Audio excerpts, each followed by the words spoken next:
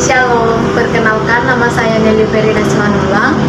Di sini saya akan menjelaskan sedikit tentang sejarah sosiologi pendidikan. Semoga teman-teman dapat memahami dan mengikuti tentang apa yang saya jelaskan.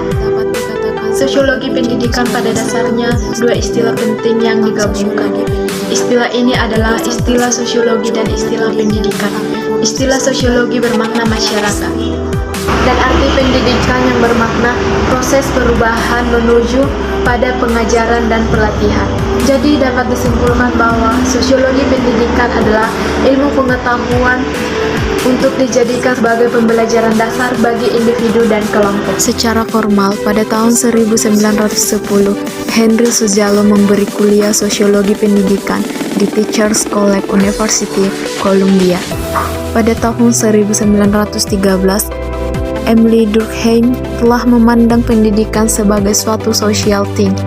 Paine menjelaskan bahwa sosiologi pendidikan merupakan sebuah ilmu pengetahuan yang menjadi alat untuk mendeskripsikan dan menjelaskan institusi, kelompok sosial, dan proses sosial yang merupakan hubungan sosial di dalamnya individu memperoleh pengalaman yang terorganisasi.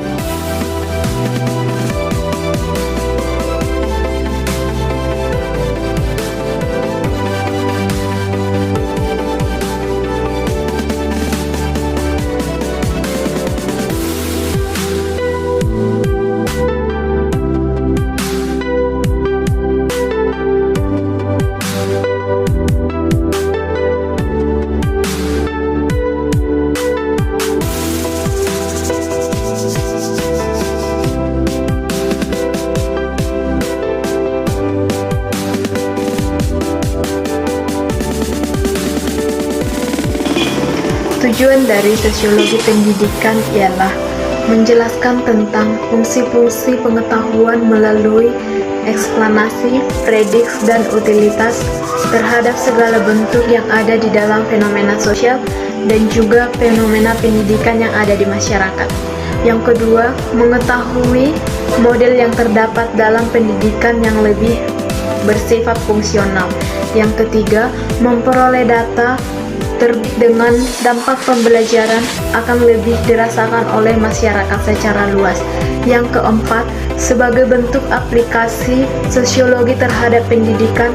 Yang kelima, bertujuan untuk memperoleh proses pendidikan sebagai proses sosial dan interaksi sosial dalam sosialisasi. Yang keenam, bertujuan untuk menguraikan peranan pendidikan di masyarakat. Dan yang ketujuh, mengetahui pola interaksi di sekolah dan hubungannya dengan kehidupan dalam arti masyarakat.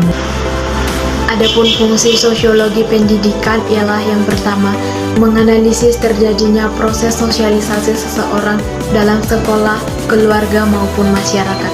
Yang kedua, mampu menjelaskan dan menggambarkan secara detail terkait dengan perkembangan dan kemajuan sosial. Yang ketiga, mampu menuntaskan masalah pendidikan dan mengaplikasikan pembelajaran dalam pendidikan di masyarakat. Ruang lingkup sosiologi pendidikan. Yang pertama, interaksi antara guru dan siswa. Interaksi ini timbul dalam lembaga pendidikan yang mana dalam bentuknya selalu berkaitan dengan pengajaran dan penyampaian pengetahuan antara seorang guru dan siswa. Yang kedua, dinamika kelompok dan diorganisasikan intrasekolah.